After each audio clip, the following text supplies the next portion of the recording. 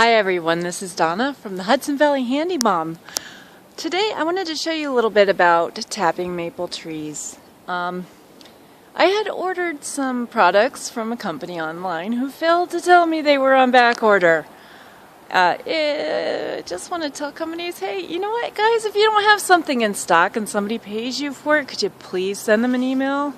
Because isn't it a responsibility of a business owner to tell your consumers that, hey, we don't have it, but maybe you need to order it somewhere else in order to hit the maple sugaring season. Anyways, I was trying to find another option because I did not get my supplies. So what I did was I went to the local hardware store and I found a couple things that I thought might work, and they did work. So I wanted to show you my little makeshift way to get sap out of the trees. Okay, these are some of the tools you need. You want a cordless drill for sure. This one is awesome. Oh yeah. Anyways, you want one with, this one has really great torque. So you also want to get an auger drill bit. This held up so well. Do not try to force this thing in and out of the tree. Oh, some fuzzy appeared on this while we'd been outside. If your tree might be a little frozen, don't try to push this back and forth to get it out of the tree. Just very slowly unwind it with your drill, because you don't want to break this. You can get these in a pack of 3. They have 3 different sizes. I believe I bought it for about $12. These are what you should be putting in the trees.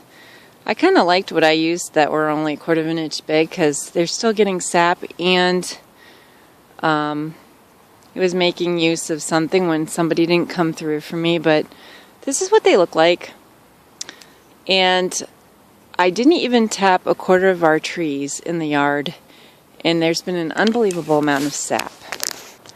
You might notice that a lot of trees in my yard have pink ribbons tied around them. The property actually goes pretty far, but the ribbons were to mark which trees were the maple trees, because I was concerned that once the winter came around I wouldn't know what trees what, because I am not a tree expert whatsoever. Anyways, I needed to get supplies.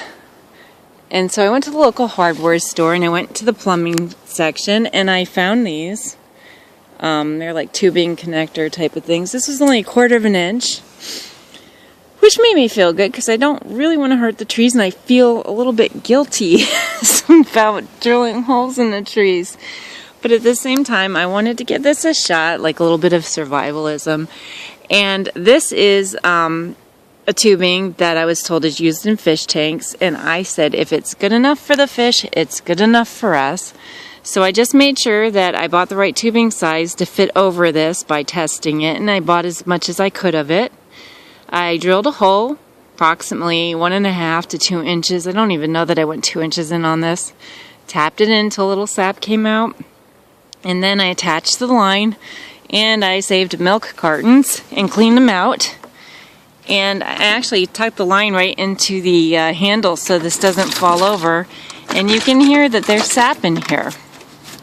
Of course, now I just knocked the line out, but I can fix that.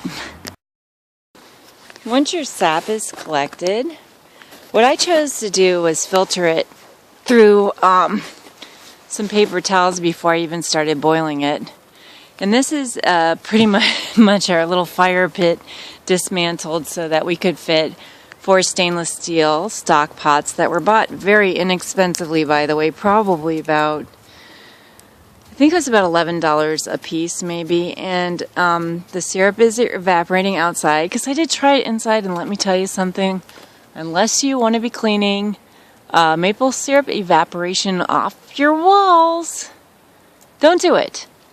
So unless that's all you are doing, or you're doing a small amount. So anyways, we have some of the sap here boiling down, and I'm going to have to actually filter it all again after this is cooked. But it is a bit of a long process, but so worth it. You'll know when your maple syrup's done being made by the temperature. I used a candy thermometer, and at 104 degrees Celsius, we were good to go. Cook it much longer, and you might end up with something really burnt, and it's not good. So, how do I know that?